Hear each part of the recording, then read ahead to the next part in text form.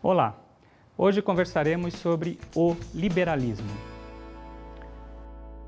O liberalismo é uma teoria política muito importante e muito presente na sociedade contemporânea. O liberalismo como reação ao absoluto. Será que quando tomamos decisões nas nossas vidas, quando escolhemos caminhos a percorrer, fazemos isso por conta própria? Pesquisando, analisando, refletindo sobre os nossos mais íntimos valores?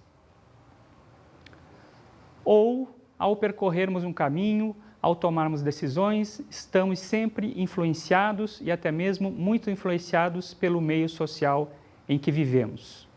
Até que ponto somos donos da nossa individualidade, formamos a nossa personalidade, somos sujeitos únicos? Até que ponto somos determinados pelo espírito da nossa época, pela nossa sociedade, pela cultura, pelos valores que estão presentes no nosso mundo? Difícil essa resposta, não? O mais certo talvez seja dizer que é um pouco de cada coisa, um meio termo. Num certo sentido, somos determinados pelo meio, determinados pela cultura, pelos valores sociais, mas, no outro aspecto, também temos uma dimensão de autonomia individual. Pois bem, diante dessa polêmica, o liberalismo é uma teoria, uma concepção política que coloca uma ênfase no indivíduo, ou seja, nesse confronto, nesse conflito, nessa tensão entre indivíduo e sociedade, entre cidadão e Estado, o liberalismo toma o partido do indivíduo. Tem uma preocupação em fortalecer o indivíduo, em proteger o indivíduo, em olhar pelo indivíduo em relação ao todo, em relação ao Estado. A proteção à individualidade. Por que o liberalismo se preocupa tanto em proteger o indivíduo? Proteger contra o que, afinal?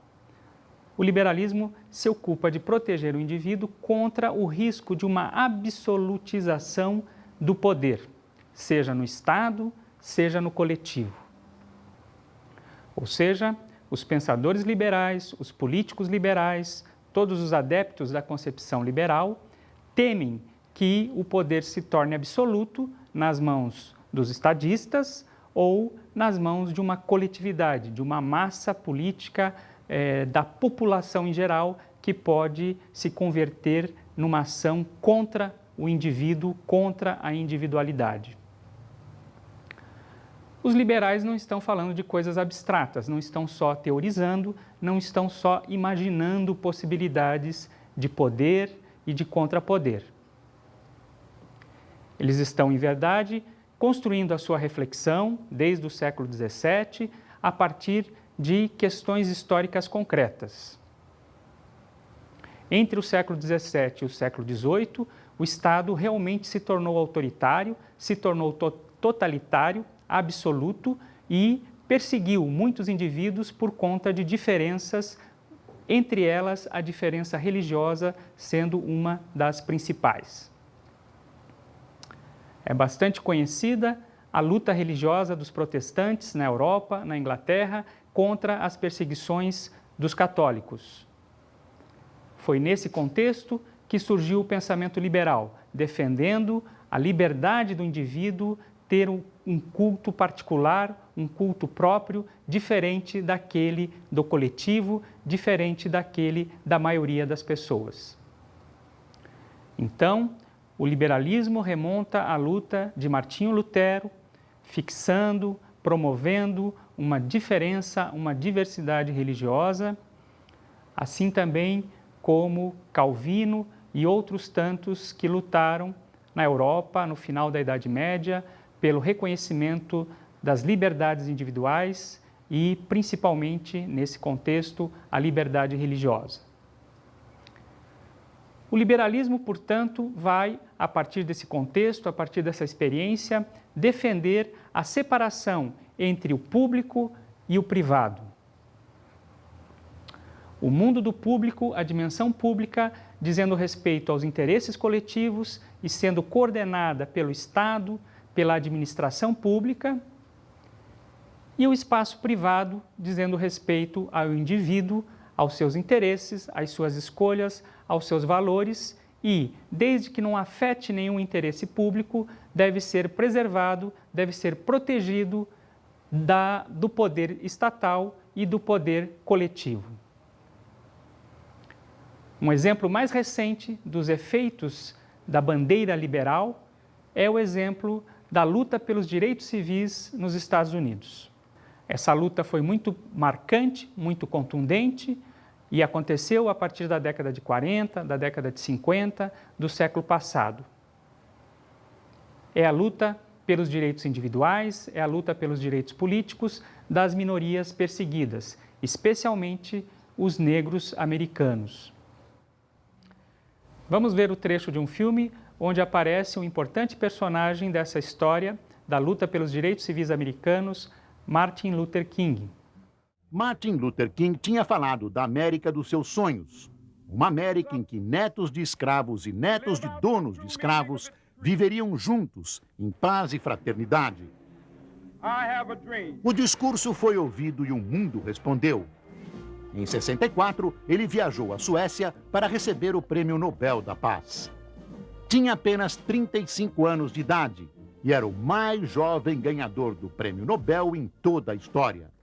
Em seus pronunciamentos, Martin Luther King sempre lembrava que havia um longo caminho a percorrer até que seu sonho se tornasse realidade. E ele estava certo. A discriminação racial ainda era norma no sul dos Estados Unidos. Grupos de defesa dos direitos civis enviaram universitários do norte, negros e brancos, para cidades do sul, a fim de trabalharem pela justiça e igualdade. Em 64, no governo Lyndon Johnson, o Congresso americano aprovou a Lei dos Direitos Civis. A lei proibiu a discriminação racial no emprego, nas instalações públicas, sindicatos e muitas outras situações. O racismo se tornou um crime federal. Em abril de 1968, uma das vozes mais poderosas da América se calou. Mas o sonho de justiça e igualdade de Martin Luther King não morreu com a bala do assassino. Fica evidente que uma nação como a norte-americana, que sempre defendeu os princípios liberais, não poderia conviver com o racismo, com a perseguição, a discriminação das minorias étnicas. Locke, um pensador liberal. Locke é um pensador clássico e um dos precursores do liberalismo, tanto no que diz respeito à filosofia, à teoria política, quanto no que diz respeito à forma de organizar e administrar o Estado. Ou seja, o Locke teorizou, pensou, refletiu sobre as condições políticas daquele momento, mas também ele vivenciou, presenciou as lutas e as disputas que estavam ocorrendo na passagem do século XVII para o século XVIII. Conflitos que estavam se dando na Europa, especialmente na Inglaterra, e que giravam em torno da questão da concentração do poder no Estado. Conflitos em torno do absolutismo da monarquia.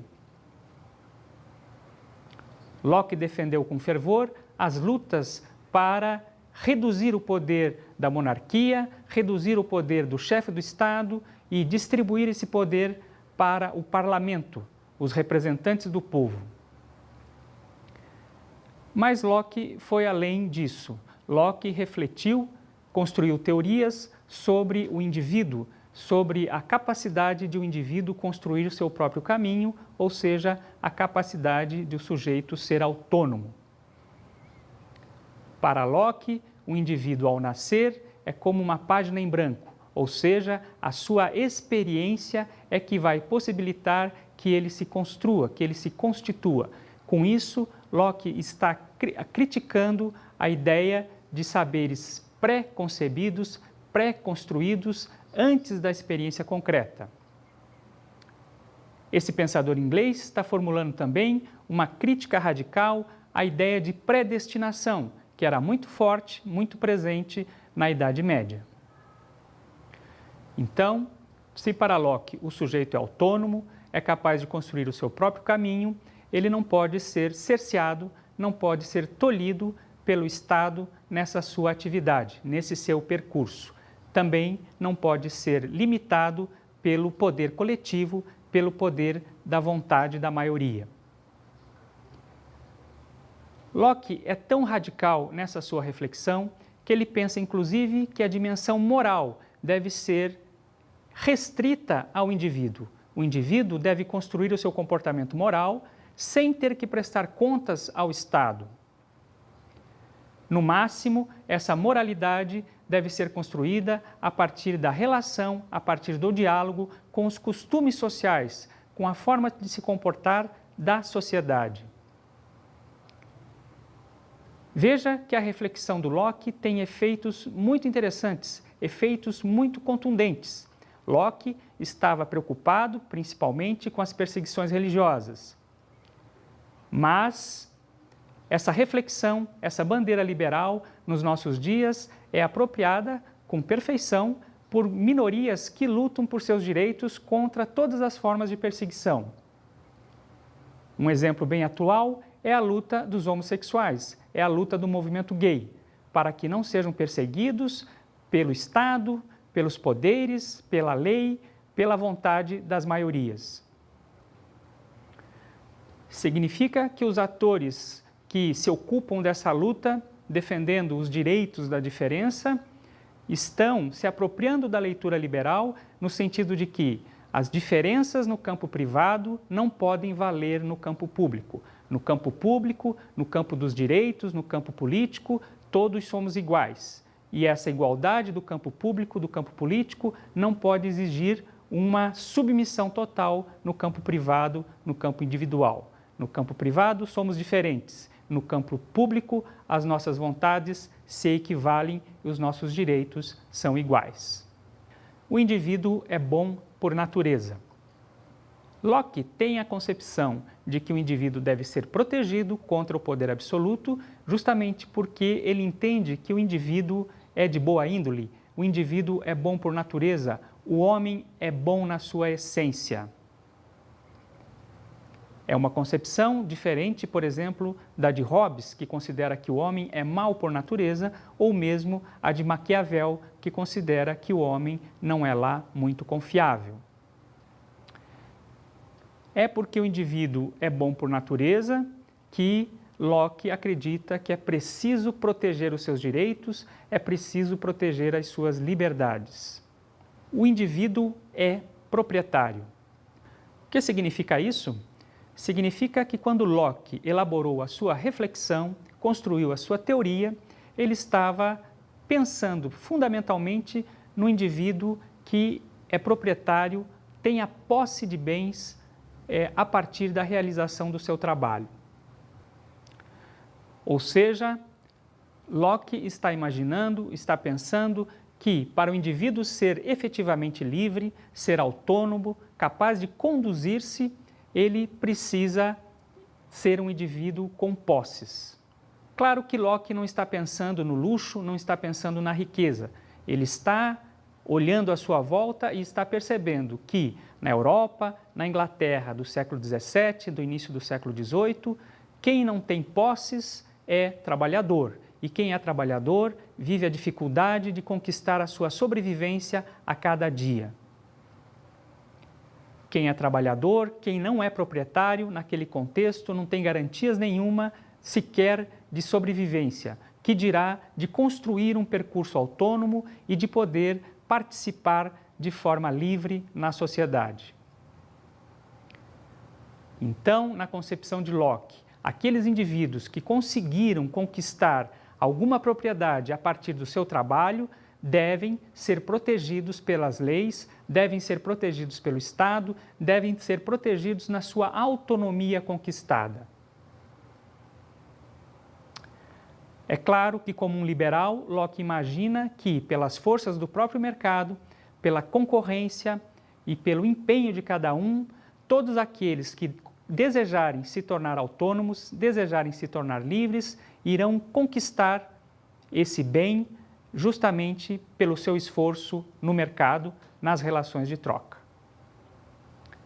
Significa que, na teoria de Locke, o trabalho gera uma riqueza e gera uma diferença social. Alguns se apropriam mais do que outros, isso é normal, isso é natural, isso é o resultado do trabalho. Essa diferença não deve ser penalizada, segundo Locke, mas deve ser protegida justamente através da legislação, através da jurisdição que garanta a boa vida, a boa relação entre proprietários e não proprietários. O liberalismo e a defesa do indivíduo. Esse pensador inglês é um justnaturalista, tal qual Hobbes, tal qual Rousseau, mas tem uma diferença importante.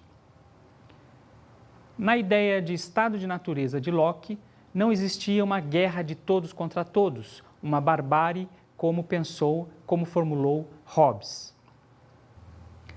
Para Locke, os homens viviam num estado de natureza antes de constituírem a sociedade numa relativa harmonia, numa relativa paz. Isto porque os homens são bons por natureza. As relações, então, para Locke, num estado de natureza, são relações harmônicas, são relações que constituem o que ele pensa como um estágio pré-social, ou seja, a sociedade já estava mais ou menos configurada nesse estado de natureza. Os homens só saem desse estado de natureza, estabelecem um acordo, estabelecem um contrato, criam as regras de convivência coletiva para aprimorar, para melhorar aquele estágio que já existia no estado de natureza. Diferente então de Hobbes, os homens não constituem a sociedade para fugir do conflito generalizado, para fugir da barbárie, para assegurar a sua vida que está em risco.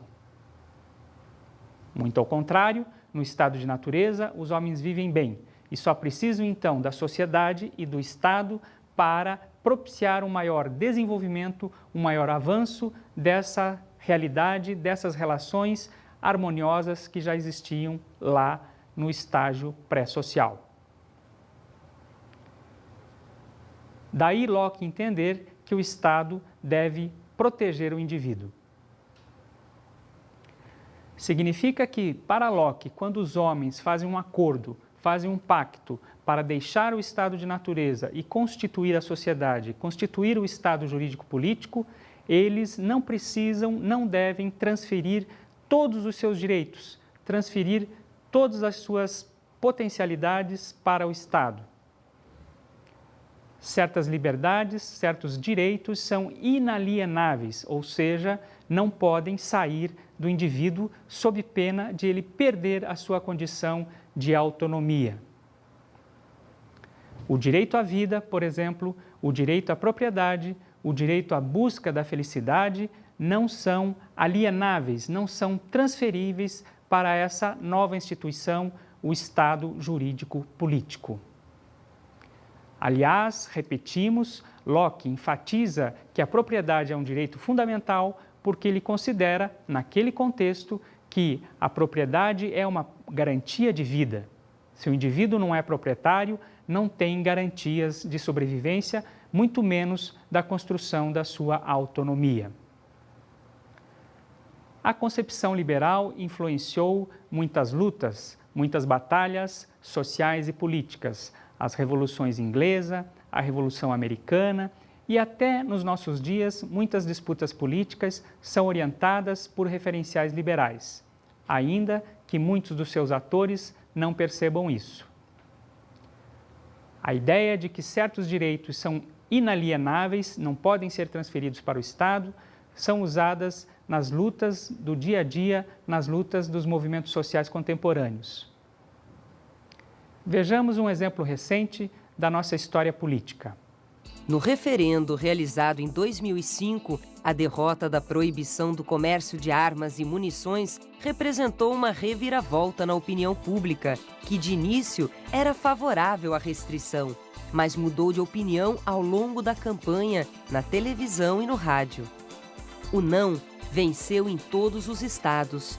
Por conta desse resultado, as disposições do Estatuto do Desarmamento continuam valendo, uma vez que já restringem a posse e uso de armas de fogo às corporações militares e policiais, empresas de segurança, desportistas, caçadores e pessoas autorizadas pela Polícia Federal.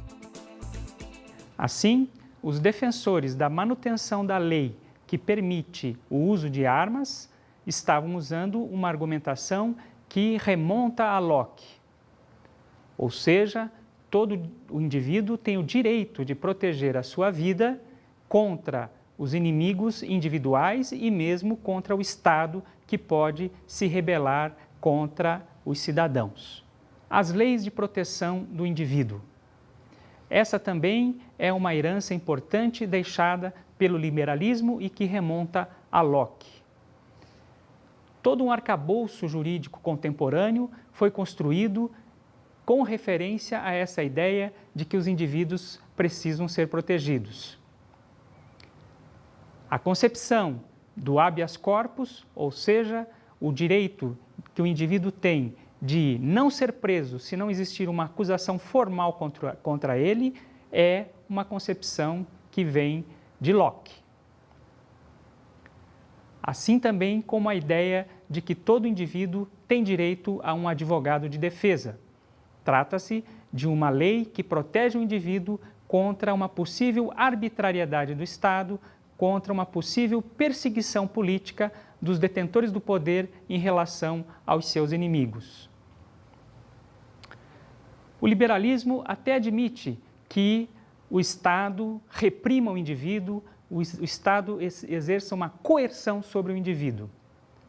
Mas essa ação repressiva do Estado sobre o indivíduo só pode se dar a partir de leis claras, leis transparentes e não arbitrárias. E essa ação repressiva sobre o indivíduo deve ter uma justificativa lógica, uma justificativa plausível, aceita pelo conjunto da sociedade e deve servir para restaurar o princípio do direito social, o princípio das garantias sociais. Nunca pode ser uma ação de atrocidade do poder estabelecido contra o indivíduo desprotegido. O liberalismo também nos legou um outro princípio importante, é o princípio da divisão dos poderes, ou seja, para que o Estado não se torne absoluto, uma garantia é que o poder não esteja concentrado, mas sim dividido. Daí a ideia de um poder judiciário, de um poder legislativo e de um poder executivo.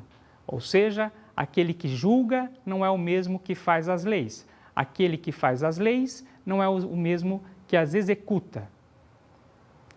Assim, cada poder, em harmonia um com o outro, em equilíbrio um com o outro, pode fiscalizar as ações de forma recíproca e garantir o bom andamento do Estado e a proteção do indivíduo. No Brasil, uma das críticas que se formula à dimensão política, aos atores políticos, às instituições políticas, é que é muito difícil que o legislativo não se submeta ao poder executivo. Ou seja, o nosso presidencialismo, em função de características institucionais, características de cultura política, dificuldades que ainda temos que vencer, faz com que o poder legislativo seja muito submisso, segundo alguns teóricos, ao poder executivo, ao poder do presidente. O nosso noticiário está repleto de informações que denotam essa submissão dos legisladores ao executivo, ao poder do Estado, ao poder do presidente. É o caso, por exemplo, da negociação em relação às emendas parlamentares. O legislativo se submete ao executivo desde que tenha as suas emendas aprovadas. Ou podemos ir além e pensar, inclusive, que a corrupção, muitas vezes, a corrupção do legislativo se explica, pelo menos em parte, pelo poder excessivo concentrado nas mãos do executivo. Ou seja, o Brasil ainda tem dificuldades de se adaptar à concepção liberal da divisão harmônica entre os poderes. Ambiguidades do liberalismo. É necessário chamar a atenção que o liberalismo tem uma dimensão muito progressista, uma dimensão que influencia as lutas libertárias, porque enfatizam a autonomia do indivíduo, mas o liberalismo também tem uma dimensão conservadora e muitas vezes reacionária. Por que isso acontece? Acontece porque o liberalismo enfatiza justamente o indivíduo proprietário, o indivíduo que atua no mercado e se preocupa fundamentalmente com a defesa desse tipo de indivíduo. Logo, outras lutas, outras reações no sentido de conquistar direitos de minorias diferentes que não são proprietárias, soam aos liberais mais conservadores, como tentativas de colocar em risco, de colocar em xeque a harmonia vinda do mercado, a harmonia vindo dessa relação natural entre proprietários e não proprietários. Vemos então que o liberalismo tem uma dimensão progressista e também uma dimensão conservadora. Nesse sentido, os liberais sempre se preocupam, sempre se perturbam com as mobilizações populares, as mobilizações de massa, que eles veem como ameaça ao status quo, como ameaça ao mercado e, portanto, reagem a elas de forma contundente. Essa é a dimensão conservadora do liberalismo. O liberalismo espera que, se as leis estiverem estabelecidas, se a jurisdição que protege o indivíduo está dada, cabe à sociedade se adequar a ela, cabe à sociedade atuar, a cada indivíduo agir no sentido de se integrar a esse todo harmônico. O liberalismo é conservador na justa medida em que ele não percebe ou não quer perceber a distância entre a formalidade das leis, que garantem alguns direitos para alguns, e a realidade concreta que impede que muitos efetivamente realizem esses direitos. Podemos dar um exemplo. De que adianta o direito de livre expressão, de livre opinião, se muitas pessoas não têm acesso a uma educação de boa qualidade? É sabido que aquele sujeito que tem acesso a boa informação, a boa educação, poderá sim construir a sua opinião e expressá-la com muita força, com muito poder no espaço público. Esse indivíduo realizará o seu direito formal de livre opinião, mas aquele indivíduo que não tem acesso a essa educação não conseguirá enfrentá-lo em igualdade de condições na disputa coletiva em busca de direitos. Essa distância entre o formal e o real que certos liberais têm dificuldade de perceber e, portanto, é a partir disso que eles se mostram conservadores. Estado máximo e estado mínimo. Outra contradição, outra ambiguidade do liberalismo é desejar para algumas coisas um estado máximo, um estado poderoso, e para outras um estado mínimo, um estado fraco. O liberalismo quer um estado fraco, um estado mínimo, no que diz respeito ao mercado, ao funcionamento do mercado, à relação entre os indivíduos de compra e venda, de troca no mercado. Como os liberais imaginam que os sujeitos são bons e que o mercado é harmônico, equilibrado e que gera desenvolvimento, gera harmonia e gera bens para aqueles que se empenham, para aqueles que trabalham, os liberais não acham necessário a presença do Estado nesse mercado. Então, com relação ao mercado, os liberais esperam que o Estado seja mínimo e deixe o mercado funcionar livremente, ainda que algumas diferenças aconteçam. Mas, se alguma ameaça advém sobre o mercado, então os liberais pedem que o Estado seja forte, que o Estado seja grande, que o Estado seja poderoso. Forte para combater os inimigos do mercado, forte para garantir a segurança dos indivíduos que transacionam nesse mercado. É uma contradição, é uma ambiguidade que denota a utopia liberal de querer um mercado livre. O mercado só funciona se tiver a proteção do Estado. É uma utopia também querer um Estado mínimo quando o mercado gera conflitos e gera contradições. Em resumo, é correto afirmar que o liberalismo tem uma dimensão positiva e uma dimensão negativa. A dimensão positiva é quando ele defende o indivíduo dos poderes absolutos, do Estado ou do coletivo. E com isso, garante a possibilidade das lutas das minorias contra os poderes estabelecidos. Vejamos o que diz a nossa Constituição no artigo 3º, inciso 4º. Constituição Federal, artigo 3º, inciso 4º. Constituem objetivos fundamentais da República Federativa do Brasil. Promover o bem de todos, sem preconceitos de origem, raça, sexo, cor, idade e quaisquer outras formas de discriminação. Vemos aí o aspecto positivo do liberalismo. O aspecto negativo aparece quando defensores do liberalismo não percebem as contradições geradas pelo mercado e temem a força das manifestações em busca de direitos das minorias, dos movimentos sociais, que são lidos pelos liberais como ameaças ao mercado.